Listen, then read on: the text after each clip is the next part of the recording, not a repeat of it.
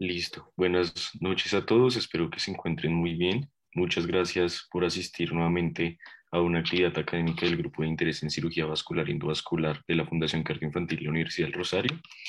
El día de hoy estamos en una charla conjunta con el Grupo de Imágenes Diagnósticas y Radiología del grupo de la Universidad del Rosario. Eh, la charla de hoy está titulada Diagnóstico Imagenológico de la disección aórtica. Las ponentes son Laura Sofía Bárcenas y Juliana González, son estudiantes de noveno semestre de la Universidad del Rosario. Y adicionalmente nos acompaña el doctor Julián Forero. Él es médico de la Universidad del Rosario, es especialista en radiología también de la Universidad del Rosario y es subespecialista en imagen cardíaca de la Peter Monk Cardiac Center. Y actualmente es parte del equipo de imágenes diagnósticas cardiovasculares de la Fundación Cardioinfantil. No siendo más, le doy la palabra a Laura y a Juliana. Muchas gracias, Alejandro. Gracias a todos los asistentes, al doctor. Bueno, como les estaban comentando, hoy vamos a hablar de diagnóstico imagenológico de la disección aórtica. Nosotras quisimos como enfocarlo muchísimo en lo más práctico, en una charla para médico general, cuáles son las generalidades, qué tipo de imágenes tenemos y pues cuáles son su utilidad ya en el ambiente clínico. Entonces, sin más preámbulos, vamos a empezar. Listo, entonces como introducción, recordar que la disección aórtica es el síndrome aórtico agudo más frecuente que puede llevar pues a un desenlace catastrófico para nuestro paciente. Esto depende mucho de las comorbilidades, del tiempo de evolución que tenga esta disección aórtica, de qué tan agudo está. Tenemos que recordar la clasificación de disección aórtica, esto es muy importante porque se va a poder evidenciar en varias imágenes. Entonces, vamos a tener la clasificación de Stanford y la clasificación de DeBakey. La clasificación de Stanford nos habla que pues, la lesión de la disección se va a dar en la aorta descendente únicamente cuando es tipo B y puede ser ascendente el arco aórtico y descendente cuando es tipo A. Ahora, la de DeBakey ya es un poco más específico en cuanto a las regiones, aquí lo tenemos en el cuadro que estamos viendo. Entonces, la tipo 1 va a comprender aorta ascendente, callado o arco aórtico y pues la aorta descendente hasta la bifurcación de las ilíacas. Después tenemos la tipo 2, que es la aorta ascendente únicamente, la tipo 3A y la tipo 3B, donde no va a haber compromiso de la aorta ascendente ni el callado, va a empezar justo después de la subclavia, pero cuando tenemos una disección que va más allá del hiato, del hiato del diafragma, perdón, vamos a hablar de una tipo 3B y cuando llega antes del hiato del diafragma vamos a hablar de una tipo 3A. Entonces, esta es como una introducción muy básica para recordar la clasificación de la disección aórtica. La presentación clínica de nuestro paciente en el escenario agudo usualmente va a ser un dolor intenso en la región lumbar o del pecho, más que todo va a ser en la región lumbar cuando hablamos de una tipo B y en el pecho cuando hablamos de una tipo A. Puede haber episodios sincopales, estos pueden darse de nuevo pacientes que nunca han tenido este tipo de cuadro clínico y llegan con episodios sincopales, eventos cerebrovasculares, alteraciones del estado de conciencia, alteraciones motoras o sensitivas y clínica de falla cardíaca congestiva. Dentro de los factores de riesgo, pues vemos en pantalla dos tablas. La tabla que está a mano izquierda son todos los factores de riesgo que pueden condicionar a nuestro paciente a sufrir un síndrome aórtico agudo. Una forma de resumir pues todos esos factores de riesgo que ustedes ven ahí es todos aquellos como factores que nos generen un daño en el tejido conectivo que posteriormente pues nos van a iniciar un daño en ese tejido de las túnicas y que posteriormente nos van a llevar pues a estos síndromes aórticos. Y a mano derecha ven pues una tabla un poco más pequeña en donde ya nos están hablando de factores de riesgo puntuales de disección aórtica, especialmente una disección aórtica tipo B, en donde vemos que los dos factores de riesgo más importantes, primero es la hipertensión arterial y segundo es el tabaquismo. Para hablar un poco rápido sobre el algoritmo y de cómo llegamos pues a escoger las mejores imágenes diagnósticas para nuestro paciente, pues yo creo que podemos dividir este algoritmo en dos.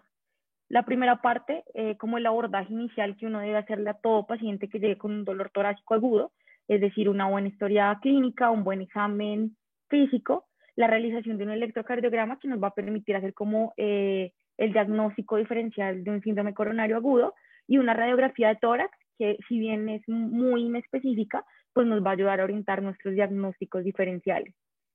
Posteriormente, pues la segunda parte en la que nosotros podemos dividir nuestro algoritmo es ya el abordaje que nosotros vamos a hacer puntualmente a nuestro paciente. Lo primero que nos preguntamos es el estado hemodinámico. Si es un paciente inestable, vamos a optar de una vez con hacer la imagen más rápida y que pueda hacerse al lado de la cama de nuestro paciente, que sería un ecocardiograma. Y si nuestro paciente está estable, ahora nos vamos a hacer la siguiente pregunta. ¿Cuál es la probabilidad de que nuestro paciente sí esté presentando un síndrome aórtico agudo o que ese síndrome sea una disección aórtica? Siguiente. Es por eso que en las últimas guías pues, nos ponen esta tabla que son como una tabla que nos resumen 3 como ítems que siempre debemos valorar. ¿Qué tan característico es el dolor que nuestro paciente nos está refiriendo? Si nuestro paciente tiene alguna condición per se que nos hable sobre que ya tiene una predisposición para presentar alguno de estos síndromes. Y por último, nosotros qué estamos encontrando en el examen físico de nuestro paciente. Dentro del abordaje, pues lo primero es un resumen muy abrupto sobre qué es la disección aórtica. Podemos hablar en pocas palabras que es una lesión y disrupción de la íntima que nos va a crear como un nuevo espacio entre la íntima y la media. Esto porque es importante, porque vamos a ver que esto nos va a hablar sobre 2 cosas que nos va a caracterizar la disección aórtica. Lo primero, la formación de un doble lumen, un lumen que va a ser verdadero y uno que va a ser falso. Y segundo, que vamos a ver como un flat íntimo medial, que ya lo vamos a ver a medida de esta charla.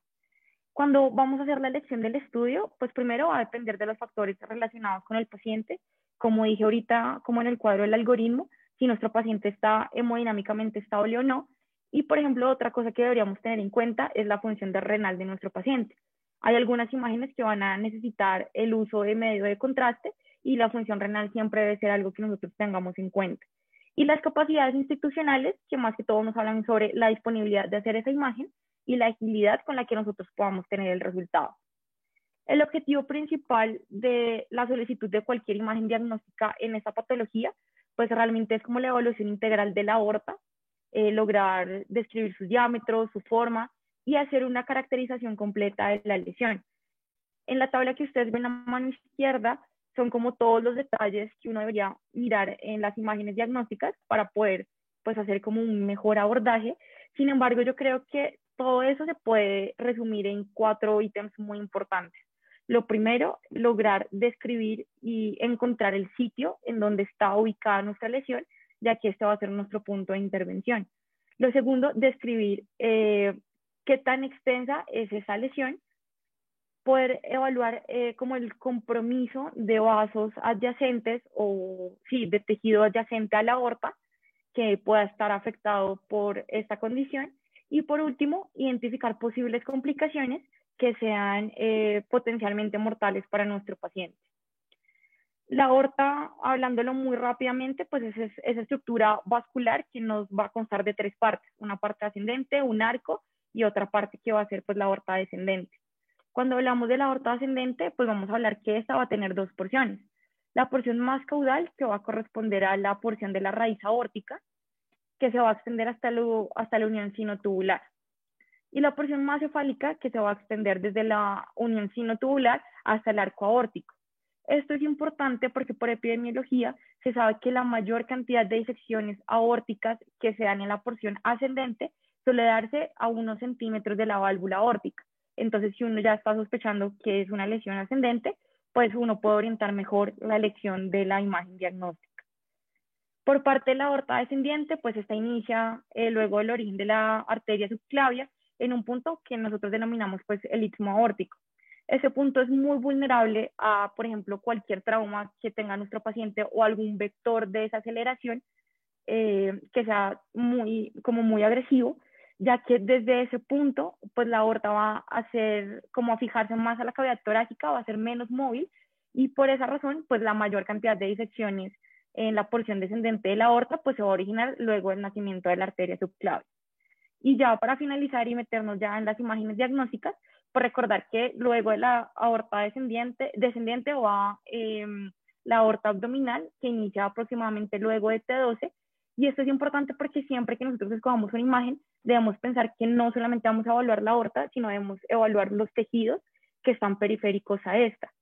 Algo que también nos habla mucho la literatura es que pues los tejidos adyacentes tienen un riesgo muy alto de generar isquemia, y lo que nosotros más vemos que tiene como riesgo de quedar en isquemia es el riñón, más puntualmente el riñón izquierdo.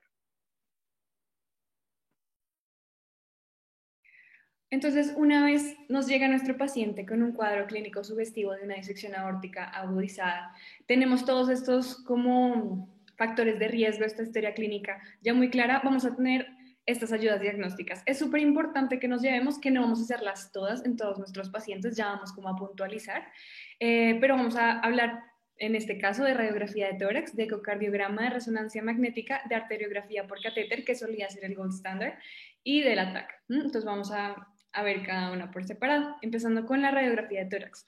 La radiografía de tórax es una imagen muy útil, especialmente en el paciente agudo, el paciente en urgencias, para descartar un montón de causas de dolor precordial. Sin embargo, para un paciente con disección aórtica, esta puede salir normal entre un 10 a 40% de los casos. ¿Qué hallazgos son los más importantes cuando estoy sospechando una disección aórtica? Es el ensanchamiento del mediastino, se va a ver en un 61.1%, el desplazamiento de la calcificación de la aorta en un 14.1% y en un contorno cardíaco normal en un 28.5%. También podemos evidenciar presencia de derrames pleurales o pericárdicos como complicaciones asociadas a esta disección.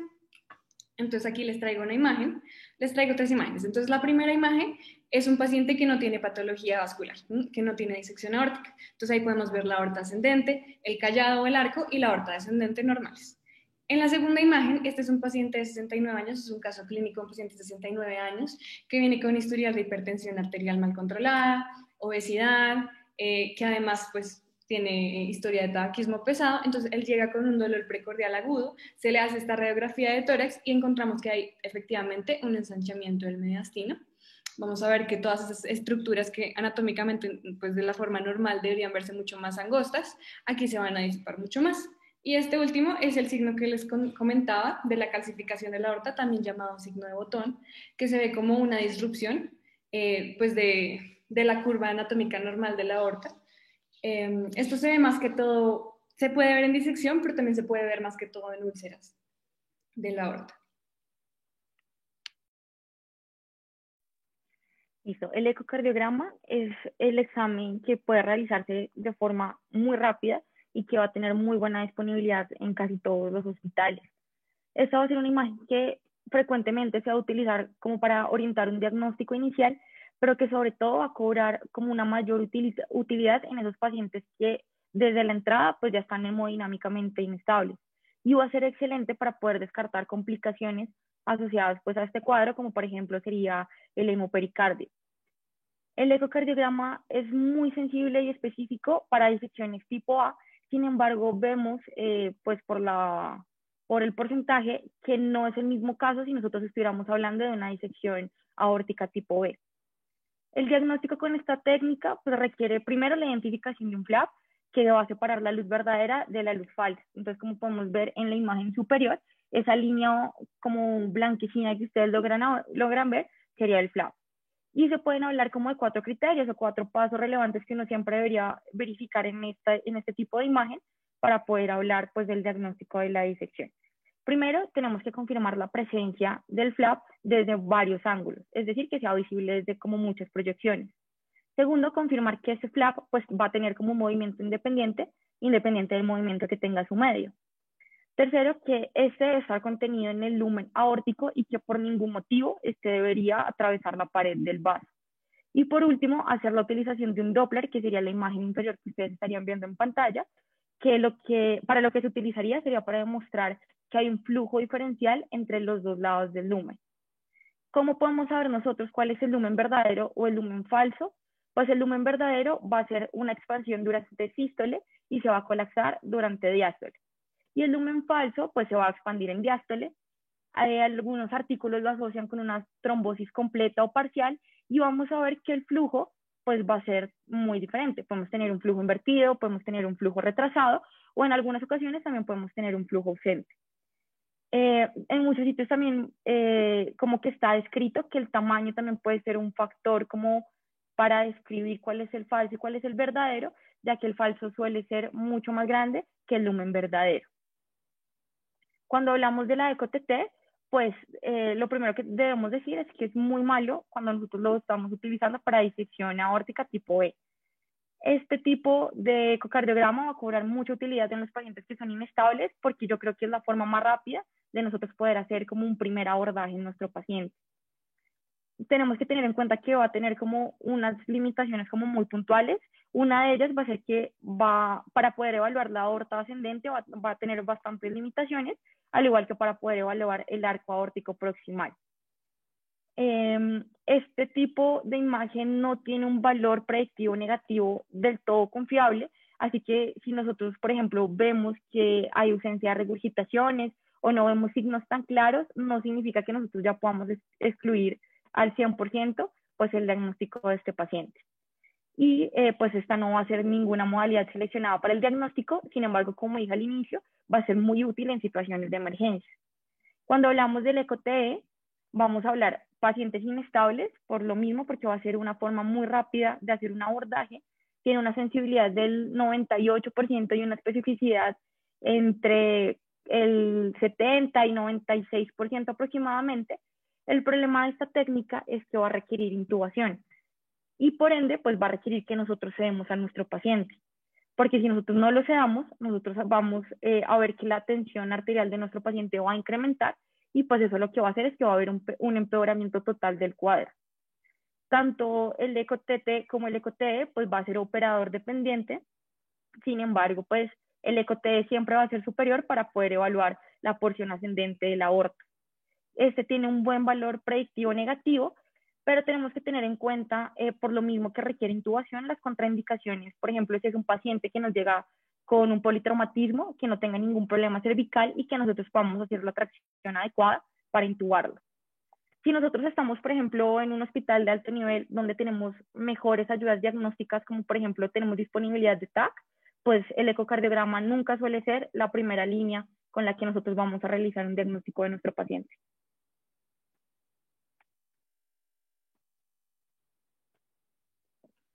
Hablando del TAC, el TAC es el gold estándar porque tiene una especificidad y una sensibilidad altísima. Y esta pues se va a ver como incrementada si por ejemplo nosotros solicitamos un TAC con un protocolo helicoidal. Además de que es muy específica y es muy sensible, pues nosotros vamos a ver que la TAC nos va a generar imágenes de toda la aorta, entonces vamos a poder hacer una descripción como más certera de la luz, de la pared y de las regiones periaórticas. También vamos a poder hacer como una evaluación de las variantes anatómicas y de las afectaciones de las ramas vasculares como adyacentes a la aorta, y también nos va a ayudar a distinguir entre los tipos de síndromes aórticos. Y el plus sería que pues esta imagen no se demora tanto tiempo en poder tomar y en poder tener los resultados. La TAC pues nos va a proporcionar correlaciones anatómicas muy precisas y que van a ser muy importantes, tanto para determinar la terapia quirúrgica que nosotros le vamos a dar al paciente, quirúrgica o endovascular, y para el posterior seguimiento que nosotros vayamos pues a dar. Lo que tenemos que tener en cuenta es que este estudio tiene una limitación para poder evaluar la aorta ascendente, y es por el movimiento que tiene la raíz aórtica. Entonces vamos a ver que la sensibilidad nos va a disminuir muy importantemente, y vamos a ver que puede llegar a ser menor del 80%. Cuando uno habla como de las guías, ellos siempre recomiendan realizar dos imágenes, una imagen con contraste y una imagen sin contraste. La imagen sin contraste se utiliza principalmente para detectar cambios sutiles, por ejemplo, que haya algún hematoma intramural aórtico, y ya posteriormente se tomaría la imagen con contraste para poder delimitar la lesión y la extensión y poder identificar regiones que estén mal profundidos. Y si, por ejemplo, nosotros vemos que hay una fuga de contraste, pues nosotros podemos inferir que el paciente tiene una ruptura. En general, cuando nosotros estamos hablando de una disección aórtica, pues lo que nosotros siempre vamos a necesitar, si tenemos la disponibilidad del TAC, pues es un TAC con contraste. La parte no contrastada no nos va a arrojar mucha información, porque el flap, si no está contrastado, no se va a poder como detallar muy bien. No va a ser muy fácil lograr hacer la distinción del lumen falso y el lumen verdadero. Entonces, pues eso es como algo muy importante para tener una consideración. Sin embargo, como lo comenté al inicio, pues lo más importante de las imágenes es que nos arrojen el sitio de la lesión, qué tan extensa es esta, y que nos diga si hay o no un compromiso de los vasos pues adyacentes a esta. También vamos a ver que esto de tomar las dos imágenes, una con contraste y una sin contraste, se puede llamar también una triple tomografía, que lo vamos a ver 2 diapositivas más adelante. Y también saber que tenemos la posibilidad de realizar el TAC en compañía de un electrocardiograma o de un ecocardiograma para poder realizar un TAC gatillado. Es decir, que pues nos va a dar como una mejor resolución, que también lo vamos a ver más adelante.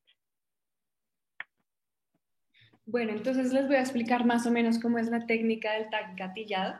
Gatillado, a lo que se quiere referir es que va a estar en concordancia con el ciclo cardíaco.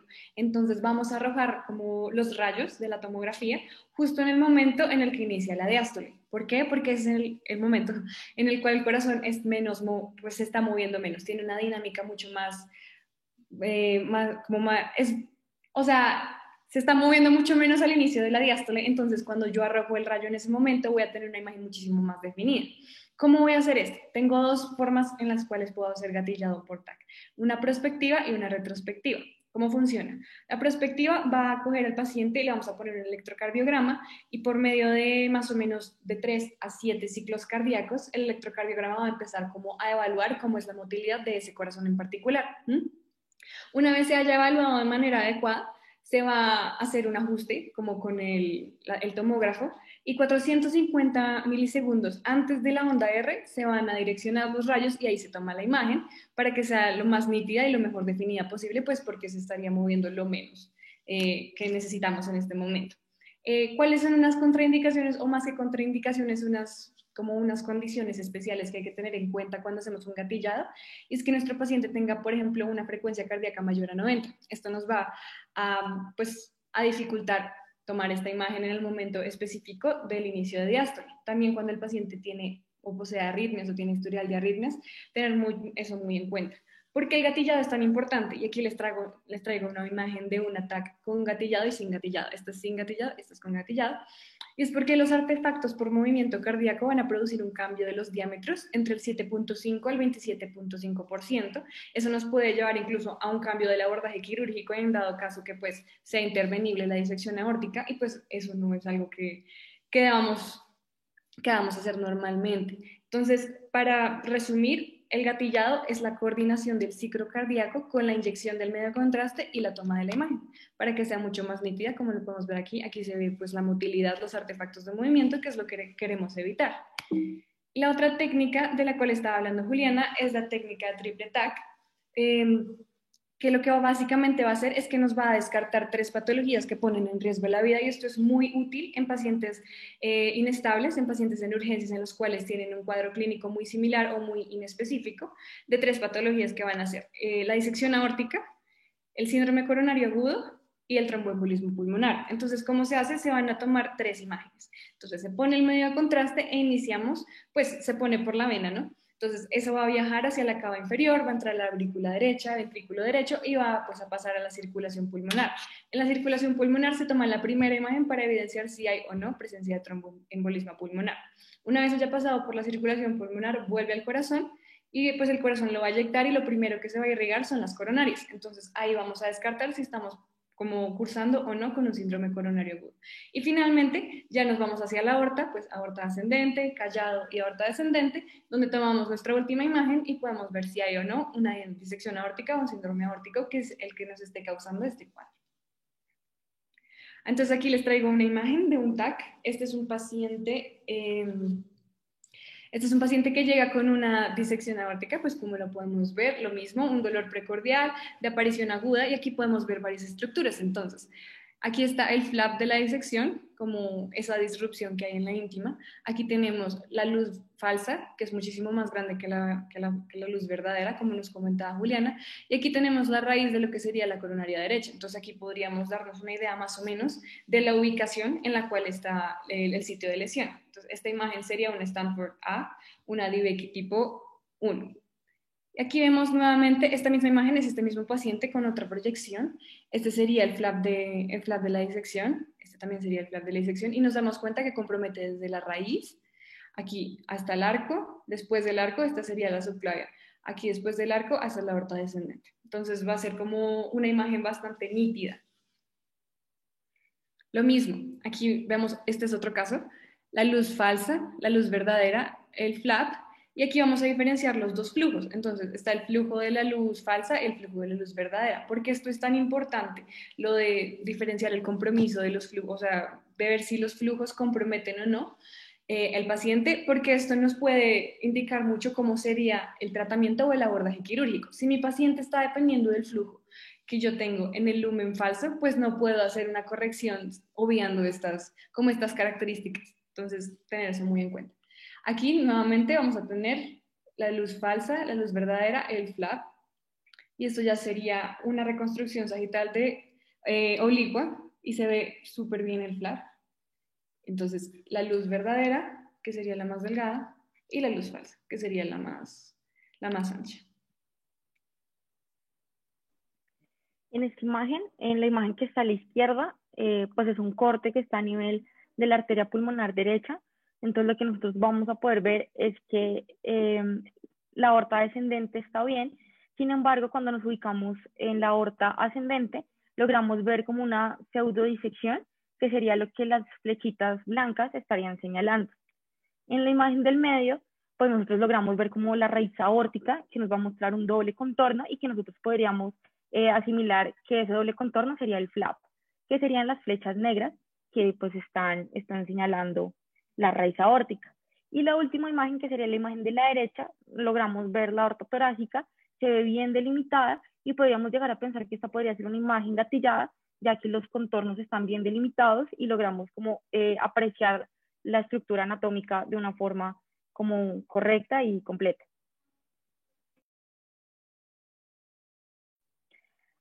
Hablando de la evolución de las complicaciones, nosotros vemos en el recuadro de la izquierda las complicaciones más frecuentes, tanto de la disección aórtica tipo A como la disección aórtica tipo B.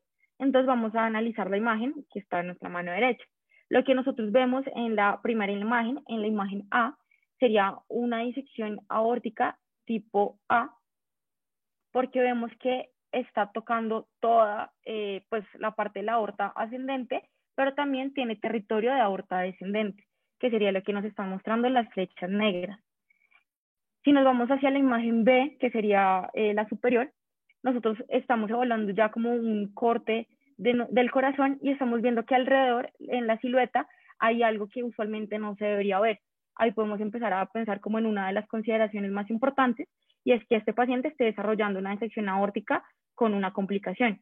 En este caso, por el color del contorno, podríamos llegar a pensar que estamos hablando de un hemopericardio. Y en la imagen C, nosotros ya vemos un corte diferente, estamos a nivel de las arterias renales. Vemos que ahí en donde está el cursor, eso blanco, pues sería la aorta abdominal. Aquí seguiría, si ustedes ven como esos punticos blancos y me creen, eso sería como la arteria llegando hacia el riñón, y lo que estaría en círculo sería una zona hipoperfundida de nuestro riñón. Entonces ahí también podríamos ver lo que les estaba comentando al inicio, que uno de los órganos que más sufre isquemia pues serían los riñones. Listo, entonces la angiografía por resonancia es otro estudio. Este se va a preferir más que todo en pacientes crónicos, pacientes jóvenes, pacientes que tienen como un hallazgo de disección aórtica y se los quiere monitorizar a lo largo del tiempo. Estos son pacientes estables, no se recomienda en el escenario agudo porque pues se suele demorar. Sin embargo, va a proporcionar una visualización muy completa y dinámica de la aorta, va a ayudar a determinar el tipo de disección, si esta creció, si esta no creció, cómo ha evolucionado. Va a mostrar la luz verdadera, la luz falsa, si hay trombos, va a evaluar la velocidad de ambos flujos, como se les estaba comentando anteriormente, y tiene una sensibilidad y una especificidad muy altas. Entonces, aquí les traigo un caso de una paciente, esta es una paciente joven de 31 años, a ella le diagnostican una disección aórtica más o menos en 2005, esta es una imagen de control 2 años después, a ella la tienen controlada con beta bloqueadores, con limitación de los esfuerzos, y aquí vamos a ver nuevamente lo que siempre buscamos en una imagen de disección aórtica. Entonces tenemos la luz falsa, la luz verdadera, el flap, y aquí en una proyección distinta vemos pues cómo ha sido la dilatación de la aorta. En este caso va a tener un diámetro de más o menos de 4.18 centímetros, eso estaba medido en el artículo, pues que todavía no es intervenible, pero pues nos muestra que es una imagen muy útil para darle seguimiento a estos pacientes que son crónicos y demás. La arteriografía por catéter, como les dije en el principio, era el antiguo gold standard que se usaba en los pacientes con sospecha de disección aórtica. ¿Qué son los hallazgos que normalmente vamos a conseguir con esta imagen? La distorsión de la columna de contraste normal, es decir, el contraste va a seguir como el recorrido anatómico normal del vaso cuando este no tiene ninguna disrupción o ninguna lesión. En cambio, cuando tenemos una disección aórtica, esta se va a distorsionar, no va a pasar el contraste en la forma en la que debería, o sea, no va a ser como esa vía normal. También puede haber reversión o éstasis del flujo, especialmente cuando entra en el canal falso de la disección de este mismo contraste y pues falla en el llenado de las ramas principales e insuficiencia de la válvula aórtica. Además de ser una opción diagnóstica, esta puede llegar a ser una opción terapéutica, especialmente en los segmentos de aorta descendente, cuando hay disección en aorta descendente, donde es posible instalar endoprótesis que van a cubrir el defecto y van a hacer que el lumen falso se excluya del lumen verdadero y pues vuelva como a su curso normal o su curso anatómico. Entonces, precisamente les traigo una imagen donde muestra eso. Entonces, la primera imagen, si ustedes se dan cuenta, esta es la guía. Este sería como el calibre normal que debería tener nuestro vaso. Por aquí debería pasar el medio de contraste de manera anatómica. Esa es la vía normal. Sin embargo, si nos damos cuenta, aquí hay un ensanchamiento o como una dilatación que sería lo correspondiente a la disección aórtica. Entonces, una vez se ha puesto la endoprótesis para excluir esta parte que no es anatómicamente correcta, vamos a ver que el medio de contraste pasa de forma anatómica ahora sí y se ve muchísimo más nítido porque pues ya no hay un reflujo, ya no hay una éstasis de este contraste, sino que pues pasa de forma normal. Ya para finalizar, pues nosotros pensamos que la mejor forma como de condensar esta información era a través como de unas tablitas en donde pudiéramos resumir tanto las ventajas como de las desventajas de cada método imaginológico. Cuando hablamos del TAC, como ya les decía, es el gold estándar para las disecciones aórticas, tiene una sensibilidad y una especificidad muy alta. En muy corto tiempo nosotros vamos a obtener los resultados y algo que es como un plus es que nos va a ayudar como a detectar las posibles complicaciones que tenga nuestro paciente y nos va a ayudar también a diferenciar como de una forma más exacta entre el lumen falso y el verdadero. Dentro de las desventajas, pues lo principal sería la exposición a la radiación, en donde nosotros tendríamos que ver costo-beneficio en nuestro paciente y siempre individualizar como nuestras decisiones para saber si realmente nuestro paciente se beneficiaría de un ataque, por ejemplo, gatillada, y si el beneficio que esta le va a traer a nuestro paciente es mayor que la exposición que nosotros le estamos dando a radiación. Por el mismo medio de contraste, pues es potencial nefrotóxico y pues para que nosotros realmente podamos aprovechar todas las ventajas que el TAC nos da, pues necesita ser gatillado. Siguiente. Hablando de la radiografía, como dijimos al inicio, no es ninguna herramienta diagnóstica per se de la disección aórtica. Sin embargo, se utiliza como un método imagenológico inicial para poder hacer un buen abordaje. Entonces, siempre es bueno tenerlo en cuenta. Y la resonancia magnética, pues tiene ventajas muy similares a las que tiene el TAC, tiene una sensibilidad muy alta, una especificidad alta también. Tiene la ventaja de que no tiene radiación, de que es eficaz para determinar y ayudarnos a diagnosticar enfermedades de pared aórtica. Algo que tiene la resonancia y que no tiene el TAC, por ejemplo, es que nosotros vamos a poder evaluar la función cardíaca, la función de la válvula, principalmente la válvula aórtica, y también vamos a poder evaluar muchas veces el funcionamiento de la circulación coronaria. Y también pues que se para las pacientes en edad fértil por aquello de que no tiene radiación. Sin embargo, la desventaja que nosotros más debemos considerar en el momento de pensar en solicitar una resonancia, pues es el tiempo que toma la resonancia en darnos los resultados. Según guías, dicen que puede demorar entre 15 y 20 minutos, pero realmente en la práctica uno se da cuenta que puede demorar 30 minutos o más, y pues esto pues deberían ser imágenes que tuviéramos lo más rápido posible. Siguiente. Y ya para finalizar, uno de los últimos artículos quisimos como ponerles esta tabla que les sintetiza aún más como el contraste entre cada tipo de imagen.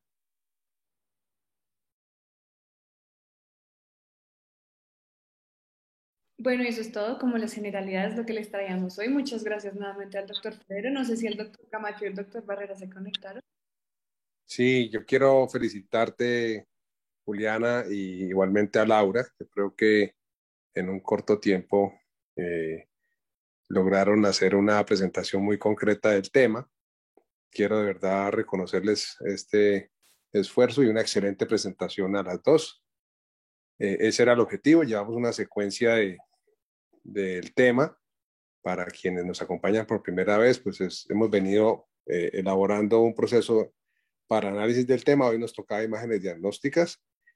Y antes de escuchar preguntas, yo quiero aprovechar la presencia de nuestro invitado especial, el doctor Julián Forero, quien es nuestra mano derecha en imágenes, básicamente con énfasis en la aorta y en la clínica de aorta, en la Fundación Cardioinfantil, hoy la Cardio, y quiero aprovechar para que él nos haga los comentarios pertinentes a la presentación y después, Alejandro, miramos las preguntas para cumplir con el tiempo. Pero no quiero desaprovechar la presencia del doctor Julián Forero antes de que todos intervengamos.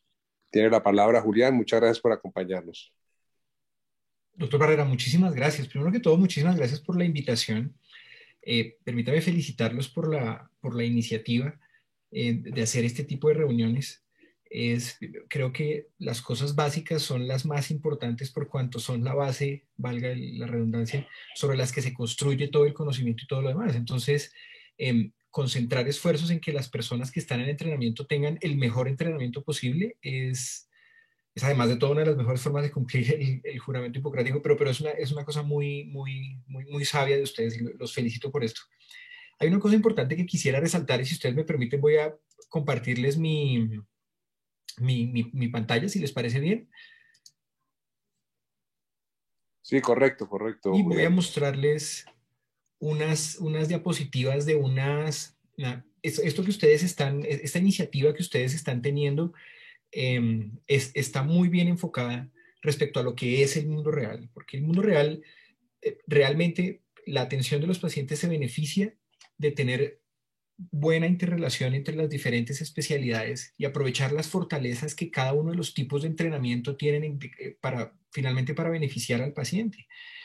Esta diapositiva que les estoy mostrando hace parte de un taller que estamos haciendo en la Fundación Cardioinfantil en este momento específicamente para mejorar la forma como se hacen nuestros TACs de aorta, mejorar la forma como nosotros los hacemos y los reportamos, buscando, aquí con mi navegador de diapositivas voy a saltarme algunas de las cosas, pero lo que hacemos en este taller es revisar los fundamentos de las patologías, cómo se hacen, cómo se interpretan y cómo se reportan estos exámenes, porque creemos que hay una correlación directa entre saber cómo son las patologías, los protocolos que se utilizan, cuál es la interpretación que se debe hacer para finalmente hacer un reporte que sea útil.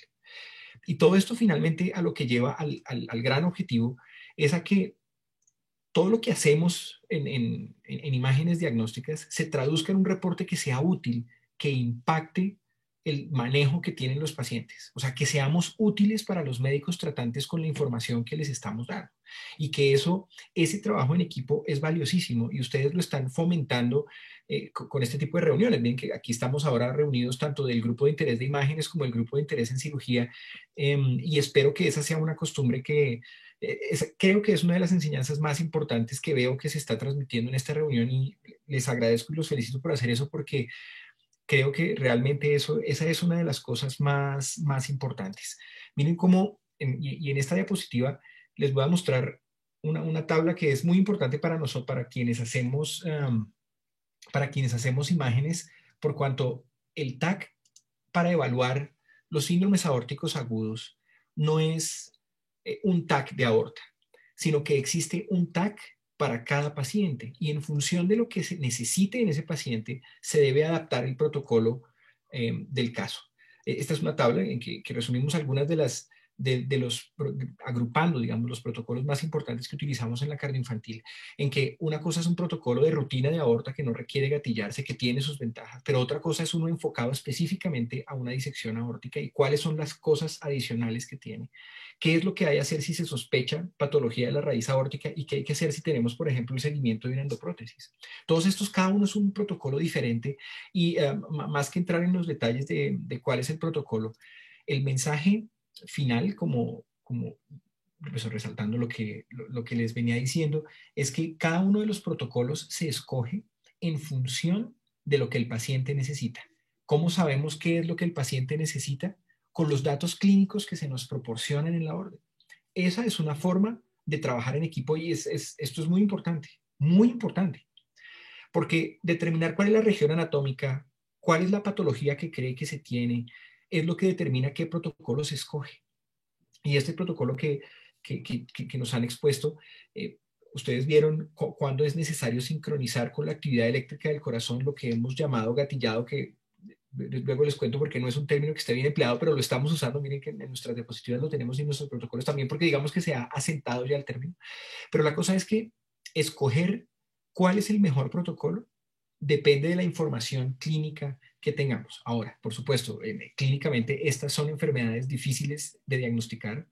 En muchos escenarios se producen, son una urgencia. Entonces no hay tiempo para que, por supuesto, si no se sabe, ok, tenemos un protocolo que nos sirve para cubrir varias cosas. Pero miren que los protocolos son específicos por indicación. No es un TAC de aorta, no, es el TAC de aorta que este paciente necesita.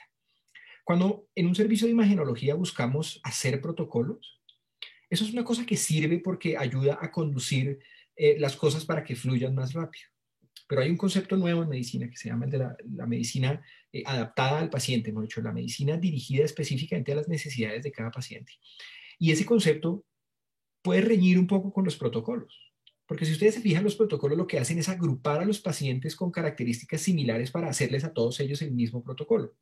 O sea, elimina la individualidad del paciente y lo convierte a uno en un miembro de un grupo. Entonces son dos cosas que hay que tener en equilibrio.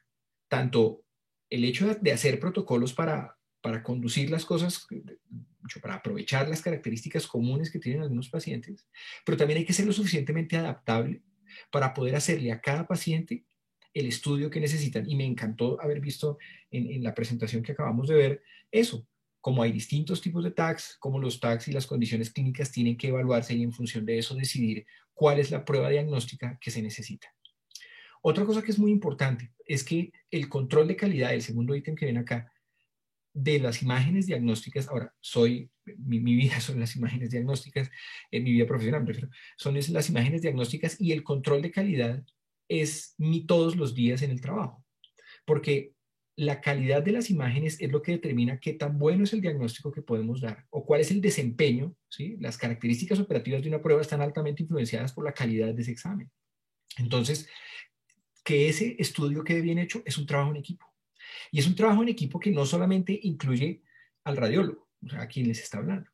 Los radiólogos trabajamos con nuestros tecnólogos. Es muy importante entrenar a nuestros tecnólogos. Estas diapositivas que están viendo hacen parte de un taller que, como les cuento, lo hicimos ya con nuestros colegas cirujanos vasculares, cirujanos cardiovasculares, hemodinamistas, y también con sus fellows y con el personal que está en entrenamiento, porque es importante mostrarles estas cosas para que todos sepamos las cuitas, como decía uno de mis profesores, que tienen los demás al hacerlo y contarles que les podemos ayudar aún más si nos cuentan más cosas. Esto es trabajo en equipo, pero también nuestros tecnólogos. En radiología, nuestros tecnólogos son los que adquieren las imágenes. Nuestros tecnólogos tienen que estar muy bien capacitados y este taller también lo estamos haciendo para ellos, porque es muy importante que ellos sepan de la patología y cómo se deben adaptar los protocolos a las necesidades de cada uno, a las necesidades que están en los datos clínicos de la solicitud. Porque finalmente nuestro reporte, y es el último ítem, tiene que existir reproducibilidad en los hallazgos. O sea, tiene que ser un examen lo suficientemente reproducible para que, si se hace muchas veces, tenga el mismo efecto, considerando, por supuesto, las cosas que les dije acerca de considerar la individualidad de cada paciente. Entonces, recuerden, protocolizar no es diferente a individualizar. Son dos cosas, es una balanza que hay que aprender a tener. Para mostrarles unos casos de la vida real, este es un caso que resume algunas de las cosas que vimos y de la importancia de la buena técnica al realizar un examen de estos. Esto es un paciente que tiene una disección aórtica, desde arriba a la izquierda van las imágenes hasta abajo a la derecha.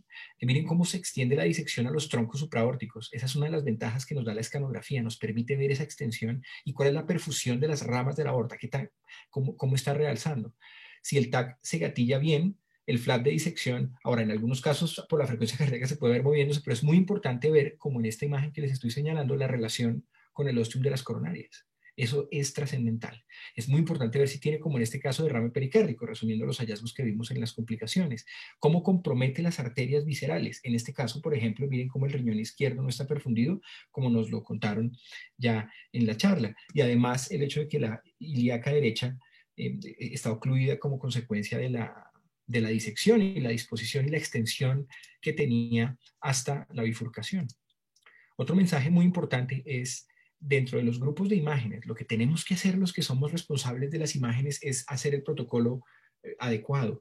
Y una de las cosas más importantes que también nos los mencionaron en la charla, que estuvo tan buena que en realidad yo tengo muy pocas cosas que agregar, es más por complementar la cosa, es el uso de las imágenes simples. Es la columna de imágenes que ven a la izquierda respecto a las imágenes que están a la derecha, tomadas al mismo nivel, viendo la imagen sin y con contraste. La utilidad de las imágenes no contrastadas en el diagnóstico de los síndromes aórticos agudos. El hematoma mural, sé que ustedes ya han tenido otras sesiones acerca de esto, pero esto es toda una familia de enfermedades, ¿no? La disección aórtica, el hematoma mural aórtico, la úlcera aórtica penetrante, que pueden coexistir, incluso una llevar a la otra y lo demás.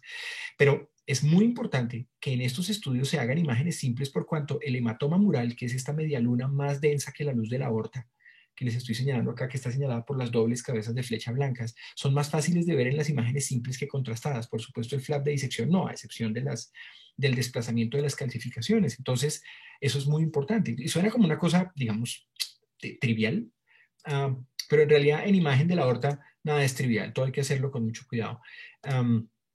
Y de nuevo, en este caso, miren cómo los hematomas murales son zonas densas que se ven mejor antes de poner contraste. Después de poner contraste es más difícil, se ve la pared gruesa, en fin, y esto, pero son cosas que suenan como elementales, pero son muy importantes. Y si me permiten 2 segundos, voy a compartirles ahora una página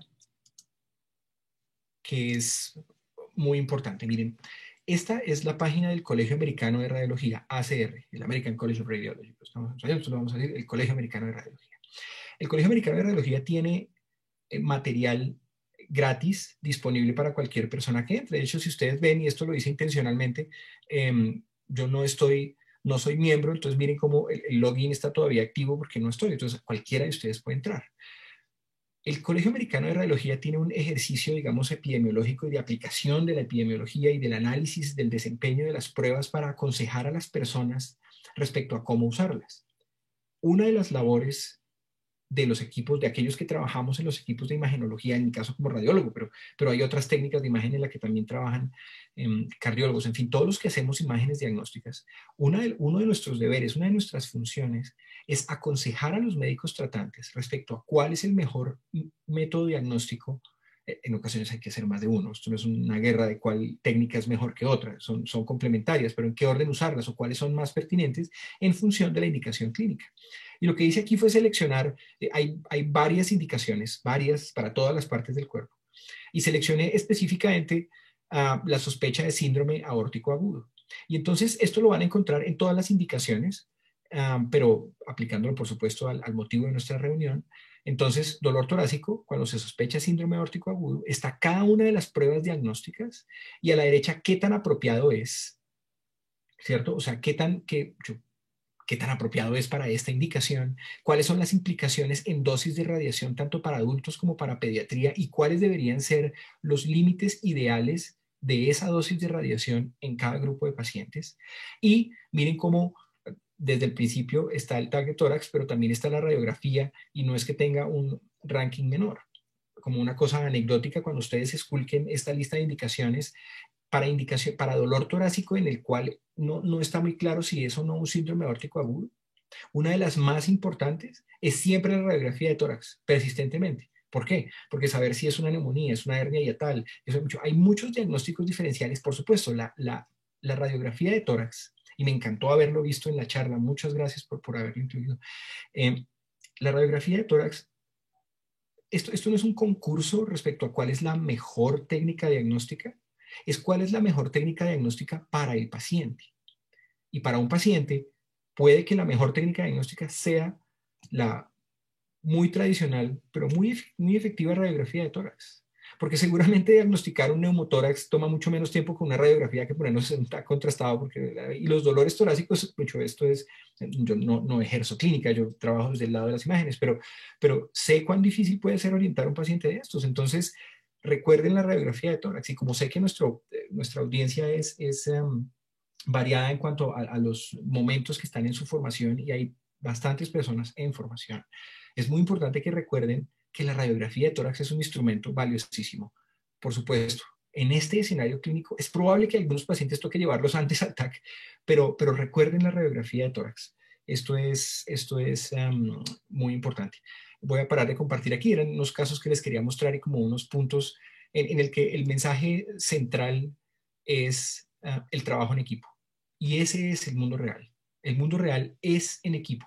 Es muy importante tener una relación de confianza y fluida entre los distintos especialistas que trabajamos viendo estos pacientes, tanto con quienes los atienden en urgencias, como quienes los operan, como quienes les hacemos el TAC. Y entre mejor sea esa comunicación, el beneficiado al final es el paciente. Entonces, ese es, creo yo, el mensaje central y la razón por la que me parece fantástica la idea de hacerlo, esta reunión juntos, los que quieren hacer imágenes con los que quieren hacer cirugía. De hecho, si les cuento una anécdota, durante todo mi pregrado, quise ser cirujano. Entonces, la cirugía es muy cercana a mi corazón, y de hecho creo que enfoco las imágenes en muchas cosas parecidas a cómo se enfocan algunas cosas en cirugía. Entonces, yo aplausos, me parece fantástico que hagan esta reunión. Espero que haya sido útil las notas que les mostré y este consejo de esta página que pueden buscar, sobre todo las personas que están en entrenamiento cuando quieran decidir cuál es la mejor imagen en caso de que yo tenga cualquier cosa, dolor en fosa ilíaca derecha. Van y lo buscan, está la indicación y están rankeados cada uno de los exámenes, y ustedes le hacen clic y les muestran las referencias y el análisis epidemiológico de por qué les recomiendan una u otra prueba. Entonces, de nuevo, muchísimas gracias. Espero no haber tomado mucho tiempo, y estoy a la orden para cualquier pregunta o cualquier comentario en que yo pueda ayudar. Oiga, Realmente, Julián, muchísimas gracias. Yo solamente antes de que Alejandro modere quiero agregar dos cosas, y lo dijo Julián, es estar al lado del paciente, y es muy frecuente que nos encontremos con el doctor Julián, el técnico, sentados en la máquina con nuestro paciente acostado mirando qué es lo que necesitamos ver en el paciente. Uno necesita definir la emergencia, el paciente que podemos esperar, o si necesitamos más estudios, y yo creo que es el mensaje más importante para los médicos, es estar al lado de su paciente. Y en esto de las imágenes, pues hay que irse con el paciente, ir a la zona de TAC, hablar con el técnico, y el técnico se va a comunicar con el radiólogo con lo que queremos, qué es lo que necesitamos y qué sospechamos. Me parece que ese es el mensaje más importante en esta patología. Antes, claro que si no sospechamos el diagnóstico, nunca vamos a hacerlo, y este cuadro es bien difícil en el abordaje inicial de urgencias, porque es un dolor torácico, y una vez descartamos que no tiene enfermedad coronaria, la primera sospecha inmediata para salvar la vida del paciente es sospechar la disección aórtica y clasificarla en A o en B, y en esta presentación quedó clarísimo. Entonces yo quería agradecerle mucho a Julián, y creo que ha sido clarísimas las cosas puntuales que nos ha mostrado. Entonces, Alejandro, si quiere, modere la discusión, y para que participemos todos, está el doctor Vladimir en la reunión, y los demás que están invitados. no, muchas gracias, pues, doctor Forero, doctor Barrera, de antemano, pues, por estar, el doctor Barrón también, y pues también agradecerle a Laura y a Juliana, pues, por la excelente charla. Tenemos tres preguntas en este momento. Entonces, la primera es, la hace Gabriel José Sarmiento. ¿Cómo saber qué TAC requiere cada paciente? Es decir, ¿cómo saber si el paciente quiero hacerle uno de rutina para aorta descendente, uno gatillado para más bien una raíz aórtica? Esa es una muy buena pregunta. En realidad, lo que necesitamos es que que las personas que solicitan el examen sean lo más claros que puedan en los datos clínicos. Su servicio de imagenología, en las condiciones en que debe ser, debe poder escoger el mejor protocolo para hacerlo. Ahora, si es un paciente con dolor torácico, no sabemos si es o no de la aorta ascendente, entonces hacemos todo lo que toca. simple y lo gatillamos de una, porque toca ir al grano. En ocasiones hay pacientes que están tan inestables en que no nos da tiempo de gatillarlo, entonces, ok, le hacemos un simple y un no gatillado rápido y eventualmente podemos tener problemas. Si no va a quedar la imagen, no es el caso que vamos a traer a una presentación. De hecho, mi presentación tiene casos de esos para mostrar el efecto que tiene un TAC no gatillado, pero lo más importante es que ustedes sean claros en los datos clínicos, en qué es lo que tienen. Su servicio de imágenes debe estar en capacidad de interpretar esos datos y poder traducirlo en un protocolo útil para ustedes. O sea que no se preocupen, lo más importante es, esto no le corresponde al médico decir, saberse todos estos rollos de que si gatilla o no gatilla. No, esto nos toca es a nosotros. Nosotros debemos responderles a ustedes con el examen adecuado. Entonces, datos clínicos. Cuéntenos qué sospechan y nosotros hacemos un protocolo adecuado para eso. Una pregunta, Julián. ¿Cuánto es el tiempo para un examen de estos? ¿7 minutos, 8 minutos? ¿Y qué pasa con la pregunta del técnico? Pero tiene la creatinina en 2. En estos pacientes con síndrome aórtico agudo no importa la creatinina, ¿estamos de acuerdo? De acuerdo. Es un paciente que se le está rompiendo la aorta. Después nos preocupamos, esto suena muy crudo y tal vez no lo debería decir en un escenario que va a quedar grabado, pero después nos preocupamos qué va a pasar con el riñón. Primero preocupémonos por salvarlo y tener riñón para preocuparnos después, ¿de acuerdo? Cuando es una urgencia, no creatinina. Sin embargo, esto tiene un sustento también, y es que sabemos hoy en día, y esto en los 2 últimos años, estos han sido unos artículos que se han publicado, como dice todo el mundo ahora, durante la pandemia. Sabemos que muchas de las insuficiencias renales que se atribuían al medio de contraste eran en realidad causadas por la enfermedad subyacente y el paciente la iba a hacer con o sin TAC. Entonces, sabemos hoy en día que el daño asociado al medio de contraste es mucho menos del que creíamos. Entonces, lo primero, hay que hacer el TAC de una. Bueno, y respecto lo otro que me preguntaba era, perdón, se me fue la broma. ¿Cuánto se Bueno, demora en hacer tomografía? ya, ok.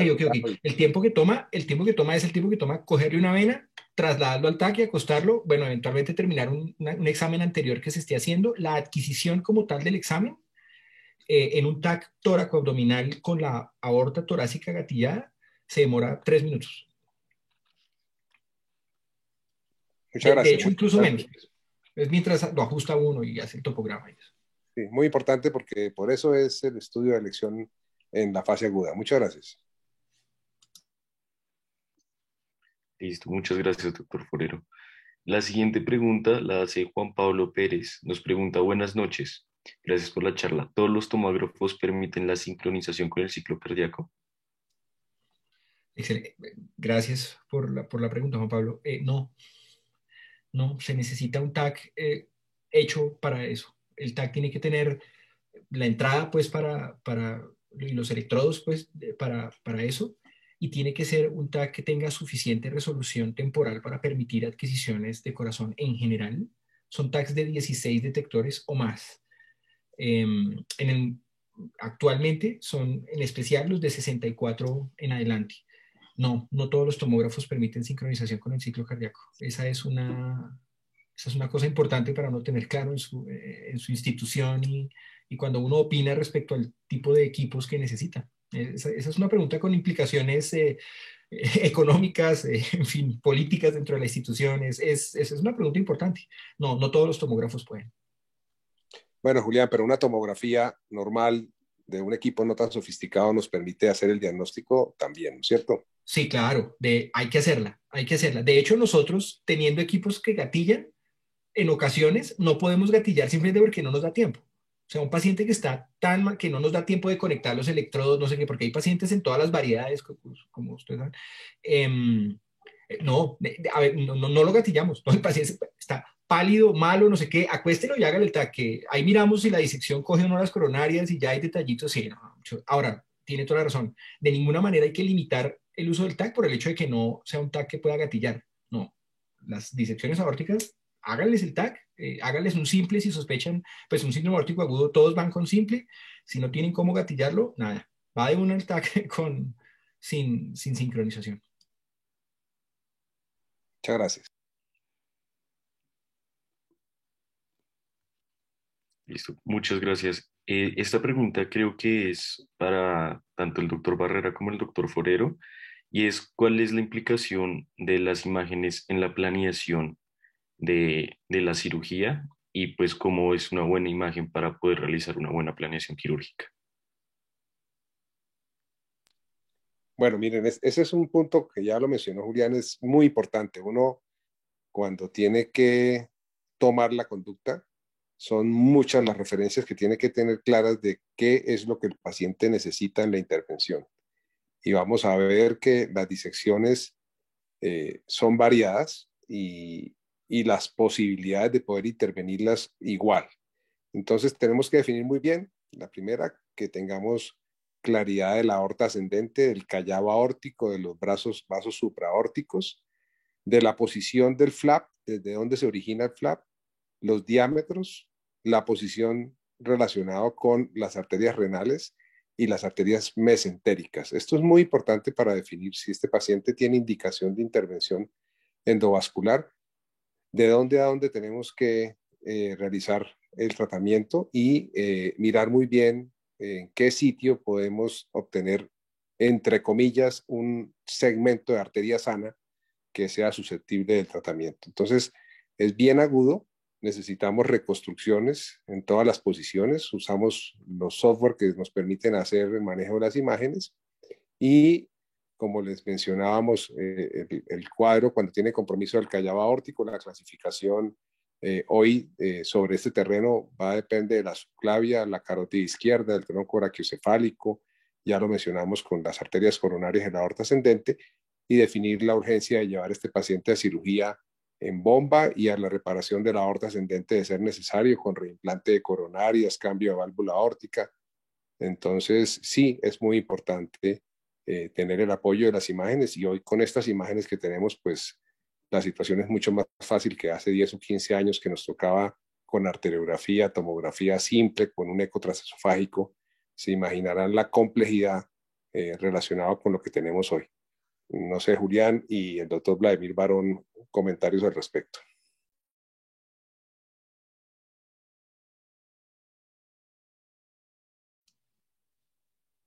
Sí, mucho, una escanografía de buena calidad, como les mostré ahí, el control de calidad es muy importante. Siento seguir labrando sobre lo mismo, pero es muy importante la retroalimentación. Es muy importante que nuestros cirujanos nos digan cuando un TAC no está bien.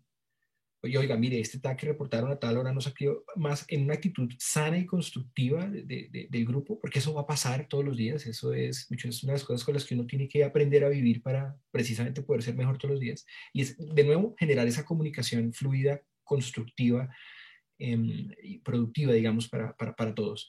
Y un TAC de buena calidad es un TAC que muestra cada uno de los detalles anatómicos que se necesitan para planear un reparo. Ese es yo, por supuesto, resumiendo una cosa compleja y de la que depende la vida del paciente en una frase, ¿no? Pero recuerden, tener una buena comunicación en ambos sentidos para obtenerla. Sí, a veces tenemos que insistir en cambiar el protocolo. A veces recibimos unas imágenes y los cortes están muy amplios. Necesitamos cortes a 1 centímetro que nos permitan precisar exactamente la anatomía. Creo que la pregunta es válida en ese aspecto. Vladimir, yo que está por ahí conectado, lo escucho.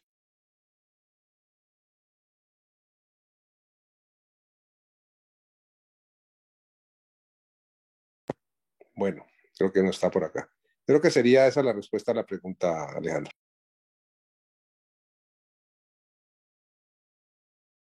Listo, doctor, muchas gracias. Realmente esas son todas las preguntas que tenemos. No sé si quieran hacer algún comentario antes de cerrar la charla.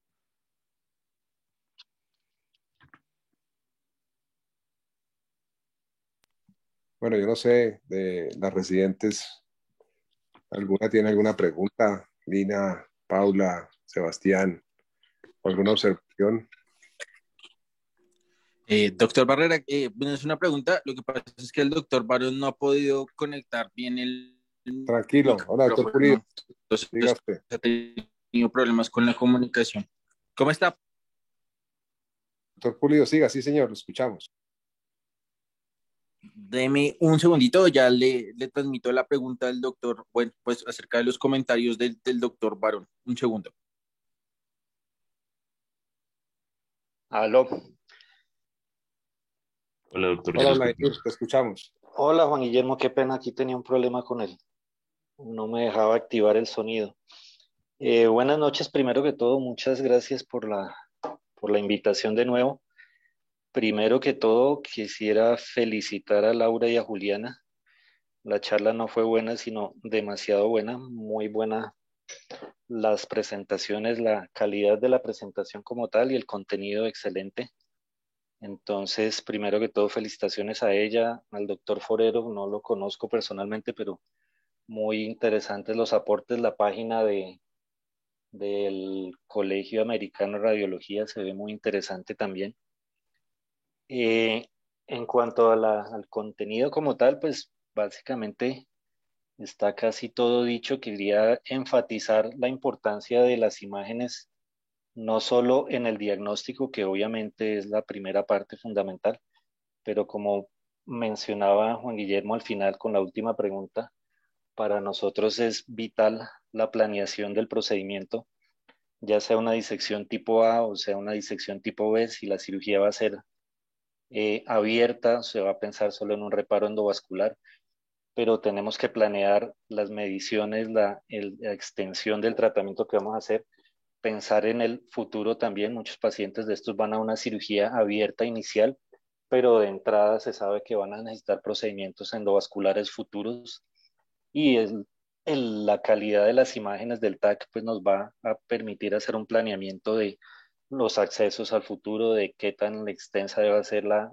corrección abierta, hasta dónde debe ir el injerto, qué tipo de cirugía se le debe hacer al arco para tener accesos después hacia la aorta en las intervenciones siguientes. Entonces la importancia del angiotac y la calidad del mismo pues es fundamental tanto para el diagnóstico como para la planeación. Eh, Importante también, quería resaltar lo que hablaba el doctor Forero sobre el entrenamiento a los tecnólogos, porque desafortunadamente la mayoría de estos pacientes no nos llegan en la jornada del día cuando está todo el mundo en el servicio de radiología y en el servicio de cirugía, sino muchos de estos pacientes llegan en la noche cuando el médico de urgencias o el emergenciólogo solicita el TAC, y el tecnólogo, pues si no tiene el conocimiento exacto de los protocolos que debe seguir, de cómo realizar el TAC, muchas veces se encuentra uno con TACs incompletos o obviamente con la calidad que no es suficiente, que no es gatillado, teniendo la posibilidad de haberlo hecho.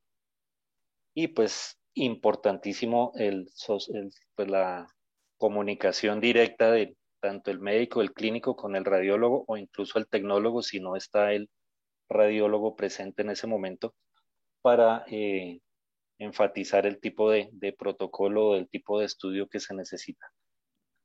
No es así como nada más especial. Muchas gracias de nuevo y felicitaciones por la presentación, que fue magnífica. Muchas gracias, David. Muchas gracias, doctor Barón.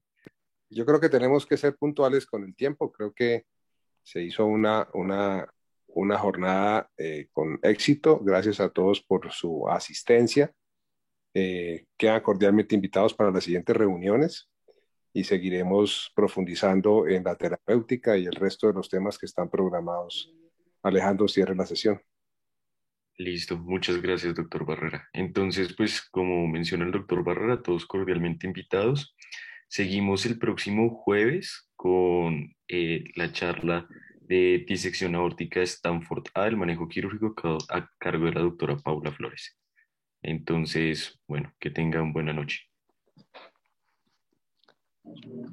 Buenas noches, gracias Alejandro. Muchas gracias. Gracias. Buenas noches. Gracias. Buenas noches, que estén bien, adiós.